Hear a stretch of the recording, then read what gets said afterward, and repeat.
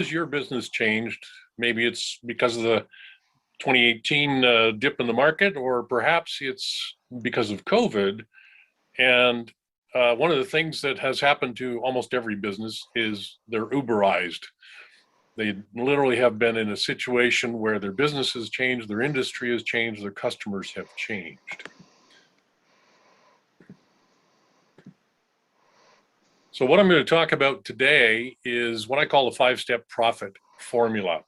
And it begins with the foundation of your business. That's the right products, the right services, the right customers or target markets.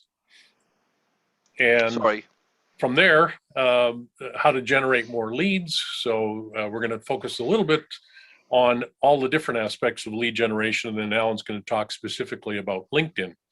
And then how do we create more conversions?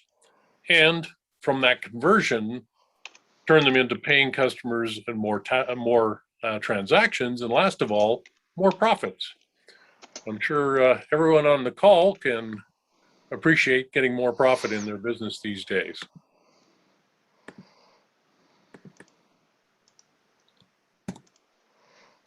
So as Alan mentioned, I work with a proprietary software program where we're able to do an analysis of up to 48 different areas within your business in marketing and sales, and looking at your current profit margins and what the potential is using different tools. You can see here, for instance, there's 12 different areas in this particular basic program that allow us to increase profits, or increase revenues, I should say, as you can see here, by $40,000. So again, with this software tool, it does an analysis of what's going on now and where the potential through using different marketing tools can substantially increase your profits. So we begin with, first of all, the foundation of your business. And as I've mentioned before, we look at different areas of the foundation of your business: the strategy, the market dominating position. So how do you take on the market, and how do you position your business in such a way that you're successful? The policies and procedures that you have in place. Do you automate what you do so that you can spend more time working with customers and less time managing your databases and contact information? And also talking about your trust, expertise, and education. Most of the time now we have to have time to work with the clients to educate them and build trust before they're actually willing to buy. And many clients have already done their homework. They've checked your competition. They know what their prices are. They know what their products are, and so on. So we need to build an opportunity with the customers to position ourselves differently in the mind of the customer. So here's a perfect example. You're probably all familiar with Uber, and they revolutionized the taxi business. So quite a dominant force in the marketplace. They're a better option than taking a taxi. They're classy limo-like vehicles, black branding, so very exclusive and luxurious. And then they also made it easier to catch a ride. As many times, if the market's busy, especially in holiday times, it was difficult to find taxis. So a little company called Lyft came along and said, how can we outdo or Uber? And basically what they did was they created a different brand, more of a fun approach to the brand, and created a different culture. And so the people that were attracted to that were different than many of the Uber customers. And they had bright pink cars with a fuzzy mustache on them. The rides could be shared with others, and they could actually sit up front and talk to the driver, whereas in the Uber cars you couldn't. And they also were positioned as fun, exciting, and interesting. So a totally different approach to the market, which actually helped them take a very big market share from Uber. So what they did was they created what we call a market dominating position, which is simply this: you have to have the right business strategy, you have to have the right marketing and sales strategy. Your brand has to be distinctive and stand out in the market, because your brand is your personality. Your brand delivers a message that attracts the right customers. We have to have the right message to the market, and we also have to have the right offer.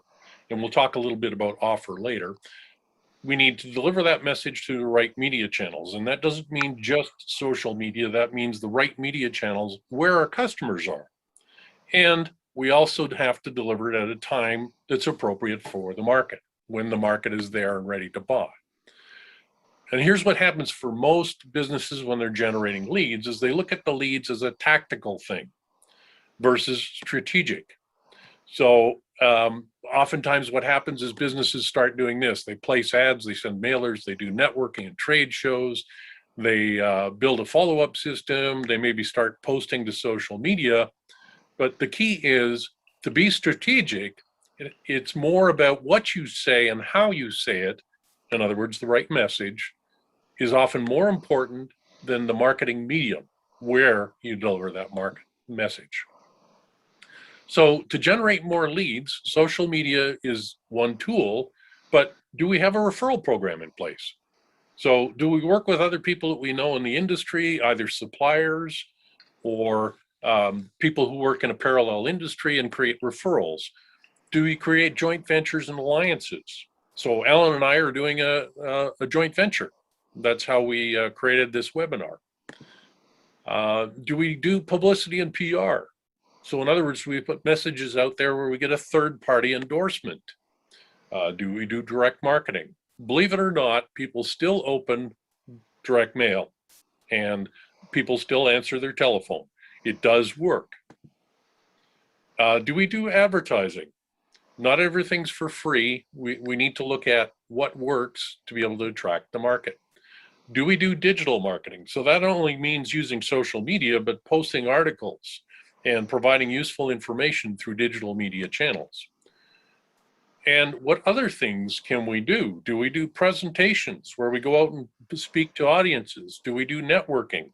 Now, of course, during COVID, difficult to gather an audience very large, but we can also do what we're doing here today, do online presentations. So here's what happens in the digital world is we have all of these options. We have blog posts, we have now some new channels, we've got email, we've got various media sharing channels like YouTube and so on. The challenge with that is we need to look at it and say, which of these has the most number of potential clients for me? And then forget the rest. Pick a few of the significant ones that your market is at and be involved there. Doing things like joining groups and sharing information through those groups is a powerful way. So here's what typically happens is businesses do a few things here and there, and then they say, well, it's just not working. They're blaming the tactical part of their strategy instead of looking at the strategic part, which is, do we have the right message for the right market at the right time? And typically you see, I see this all the time working with businesses, is we use platitudes. We say we have the lowest prices, the best service, we're family owned and operated, we have convenient hours, we have the best value, and we've been in business since 1979. The fact is, who cares? What they want to know or want to hear is, can you prove this? In other words, they've done their homework with your competition. Can you show them these things and convince them that you're the business to do business with? So from the lead generation aspect, we need to be able to capture those people who are ready to convert. So in other words, the people that connect up with us and are interested in what they're reading, what they're seeing online in social media, or what they've seen in advertising, or maybe have heard from you in a networking function. So more conversions means a compelling offer. It means creating scripts so that when we get phone calls or we're talking to people, we have the elevator pitch, we have the script for the phone call. And we need to have client information that is clear and helps us close that customer or that prospect.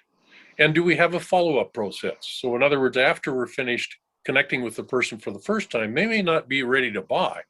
So we need to be able to have a method of being able to continue to communicate with them.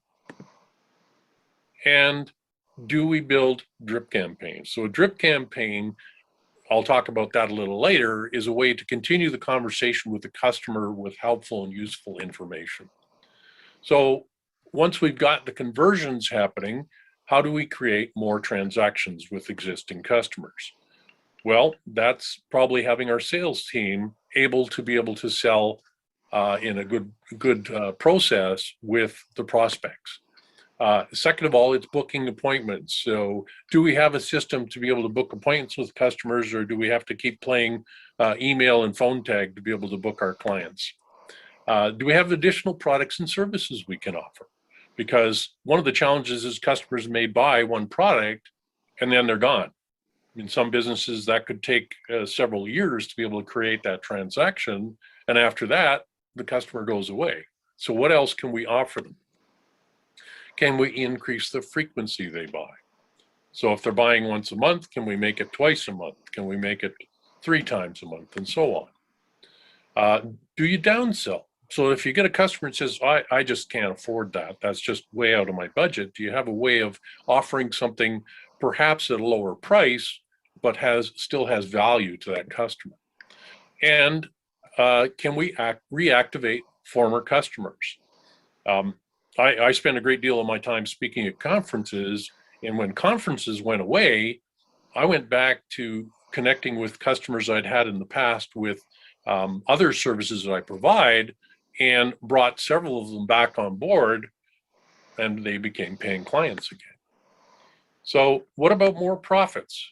Well, one of the things is to cut costs. Many businesses now have services or products or things that they do that cost money that can help increase the profits if we can cut those costs. Do we bundle what we offer? So typically, take, for instance, somebody renovating a home, they go into a Home Depot or a home renovation store. You'll notice that, if you're doing painting, they'll have the tape, the brushes, and everything else with the same products that you would use to paint side by side. So you can offer bundles.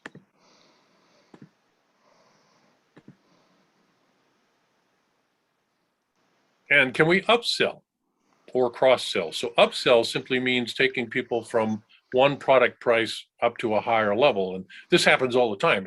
If you bought a car recently, you'll go in and you'll see the fancy car with all of the bells and whistles sitting on the showroom floor, and it looks fabulous. And when you go in, you start talking about that car and you find out, oh, gee, that might be too much for me. So you go to the base model and they offer add-ons, whether it's special tires, special paint, and so on and so forth. So can we upsell? Or cross-sell is what else goes naturally with what we can offer? And can we increase the longevity of buying? So if we've got a customer we've worked with for a year, can we get them to continue to work with us over multiple years? Many of the clients I've worked with, we started working on one project, and they wound up becoming clients of mine for 10 years. Can we increase our prices? One of the fears during this time, particularly during COVID or during these challenging times that we have now, is people are afraid that if they increase their price, the clients will go away. And in fact, sure, you lose one client, but many clients probably won't balk at an increased price. So the key to success for any marketing, for any business, is first of all, create a market dominating position, use what we call a conversion formula, and I'll explain that shortly. Create a compelling offer, and it has to be an informational offer, and I'll explain that. And then build a strategic marketing campaign. So think about strategy first before you do the tactical approach and select media. So when I work with clients in my coaching program, we will focus on 8 strategies that help build that profit formula, the 5-step profit formula. First is to make the advertising and messaging that you deliver work. Second is to figure out how you can develop joint ventures. and alliances. Third is to upsell and cross-sell to increase profits. Fourth is taking your products and increasing revenue from each customer by offering more value. And another one is working on downselling if you've got clients that can't afford what you're initially offering. And building a drip campaign. How do we build a drip campaign? And then many businesses, when times get tough, start discounting prices and giving a lot of services away. The question is, how can we maintain our pricing at a reasonable level, but offer something of value to increase the price with the customer? And then looking at unnecessary expenses and cutting costs. So what I'm going to do today is show you an example using two of those strategies and how we were able to help a professional practice increase revenues. So this is the conversion formula. And when you're looking at the messaging, whether it's an email, an advertising campaign, post that you're doing, if you use this formula, chances are you're going to attract the customers. So the first one is you've got to interrupt what's going on in their head. Here's what happens is today we have so many messages coming at us from so many channels all the time, 24/7, 7 days a week. We need to be able to cut the clutter in the mind of the customer in such a way that the customer goes, hey, that's different. I didn't know about that. That's unique. That's something I haven't been offered before. Second part is how do we engage people? So the interrupt is generally talking about a problem that your customer has, a challenge they have. The engage says, here's an opportunity to solve that problem. Here's a way you can solve that problem. Then we talk about education. So that's not selling to the customer yet because they're not quite on board. How do we educate them? We provide them information that's helpful in making a decision. And I'm going to show some examples of that. And the last part is an offer. And the offer has to be so compelling and irresistible that the customer says to themselves, or the prospect says to themselves, why would I buy anywhere else? This seems to be the best opportunity, the best offer. So interrupt, here's a good example. You know, what better time than right now to get braces because everybody's walking around with a mask. So that's going to catch people's attention, simply a unique opportunity. So an information offer is different from an incentive offer. And typically a lot of businesses do an incentive offer. So an incentive offer goes like this. You know, it's buy one, get one free. It's a percentage discount. It's a gift with purchase, or it's a free service, like an estimate or an assessment and so on. The challenge with this, or the disadvantage, is we're cutting prices and profitability. It's easy to comparison shop. And the challenge with that is that most businesses post their information online and even sometimes the pricing of what they offer. So it also only appeals to the buyers who are ready to buy right now. And it trains the customer to wait for the next incentive. So, and typically what happens on a lot of websites and a lot of information pieces that go out through various channels is people do the same thing. And professionals are extremely bad at doing this because they all have the same mindset around how they market to their customers. So that's simply call us, email us, book an appointment. And so they all do the same thing. Nothing unique and nothing that catches attention to say, gee, I want to talk to this person because they seem to have something different to offer than the other competitors. So one of the ways to do that is to offer what we call an informational offer. So if you're a mortgage broker, 8 big mortgage mistakes people make might be a good informational offer because it helps the customer decide how to get the best mortgage deal. The second is an idea guide. So think of a sunroom company. How many people have looked at building a sunroom onto their house, but have no idea what it looks like, how they can build it, what options are available, and so on. Or how about a self-assessment if you're a financial planner? can people do a self-assessment to determine where the pain points are and then talk to the financial planner about how do we solve that? A home renovation company, can they provide a consumer report that talks about how can I find the best vendor, the person that provides the best service for our business? So the advantages with this, first of all, is it builds trust because you're not selling anything. You're just simply providing helpful and useful information. It builds a relationship.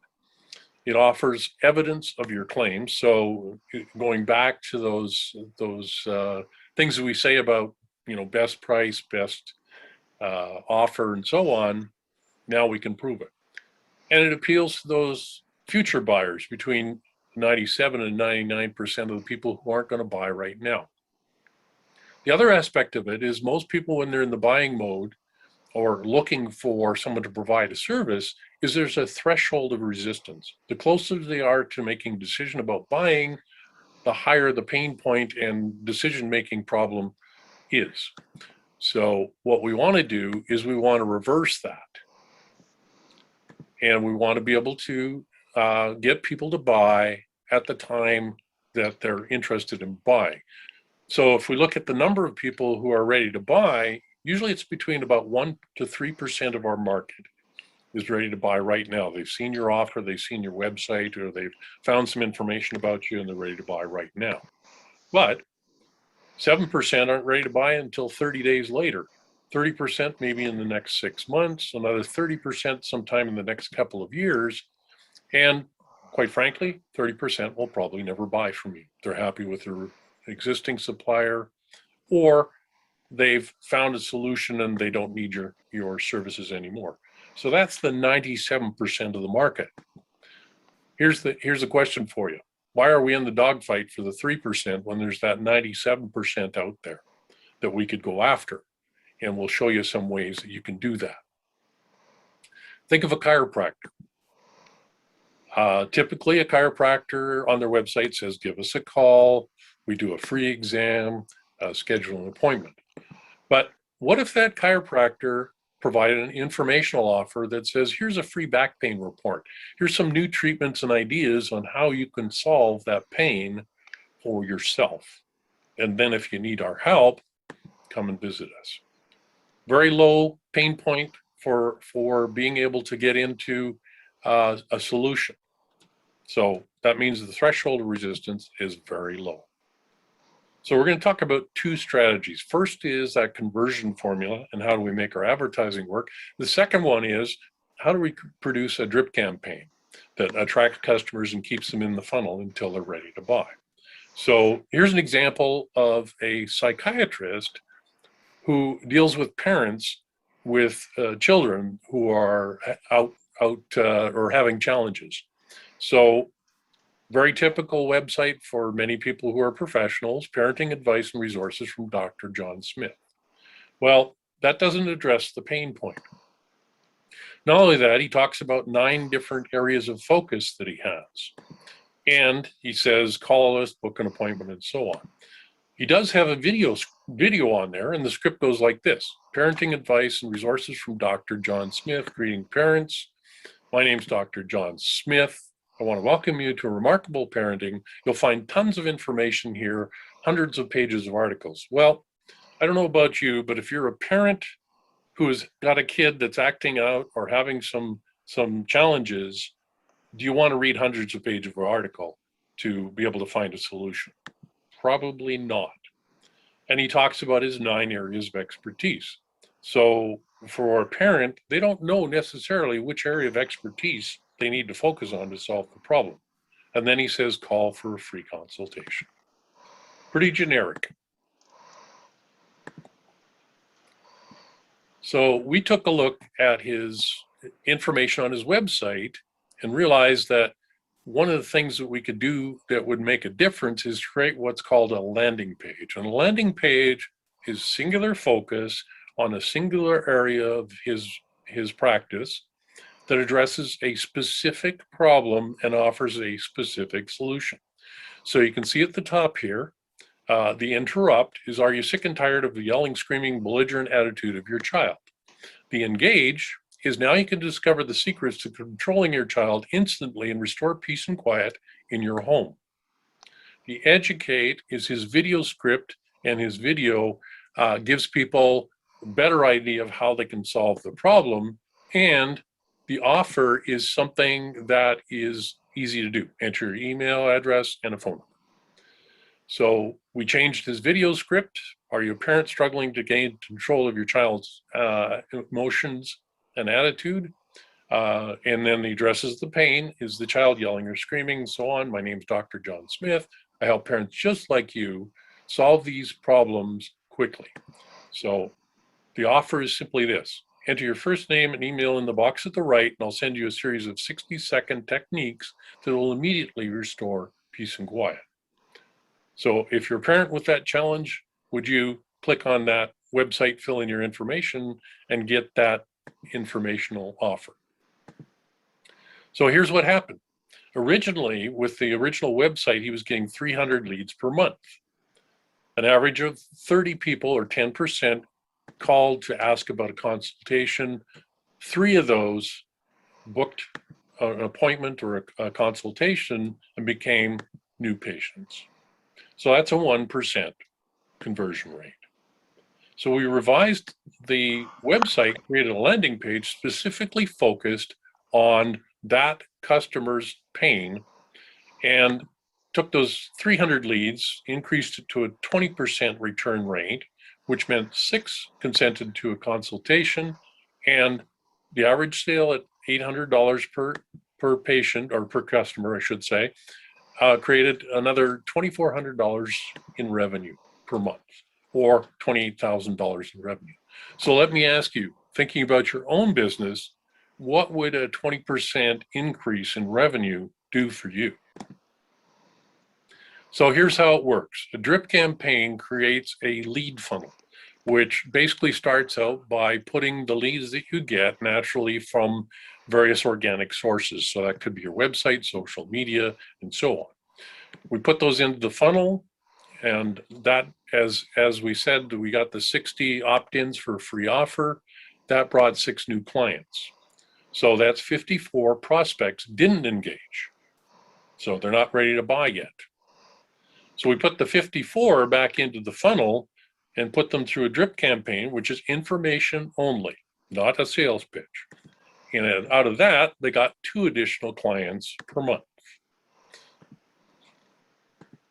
So now we have 3,600 prospects that we've put in during the entire year. Out of that, they got 72 new clients per year in 12 months. And the drip campaign continues. So by the end of the year, they had 156 new clients. So here's how it works. If we look at the 60, the number 60 that we initially got as leads, 6 of them bought. That meant there was 54 that didn't buy. So we put them back into the funnel. 2 bought. So that means 52 goes back into the funnel until they're ready to buy. So if we just keep doing the math, they get 2 more clients each time. You can see by the end of the campaign how you've managed to nurture those 54 leads into the funnel. And that doesn't mean other leads won't come to the website, but what it simply means is you're able to capture the people who are ready to buy over the time period that they're ready to buy. And so at the end of the year, the doctor generated 30 new patients per month. Is that something the doctor could handle? And is that something your business can handle? Could you use an extra 30 leads that are ready to buy? So how we do this, here's an example from this Dr. John Smith. You can see here, there's areas of sales and marketing that we look at, those 5 areas of the profit formula, and we do an analysis of that business. And so with his practice, we only looked at 4 areas within that particular aspect of the profit formula. And here's what happened. From those 4, his current revenues at the time when we did the analysis was $250,000. The increase wound up bringing his practice up to $400,000 by using just 4 different approaches to sales and marketing, targeted at his specific audience, which is parents who have kids that are having problems and the parents need help. So just to show you the breakdown of this is not rocket science. What it simply means is in each of those areas, if you're able to increase the impact of what you're doing through sales and marketing by 1 to 3% and gain 10% in each of the 5 areas that we talked about, that is how you increase your revenue and profit in a strategic way and be able to impact your profit levels. So the 5-step profit formula that I mentioned is we build a foundation and make sure we're going after the right market with the right message at the right time and the right offer. We generate more leads by using the social media channels and other traditional marketing channels, such as PR or advertising, to be able to generate those leads. Keeping in mind, it's where our customer is. That's where we want to focus our messaging. We want to create more conversions, and we have to do that through a logical, strategic approach to doing your marketing, not helter-skelter, not just throwing stuff on social media or putting it out wherever you can, whenever you can.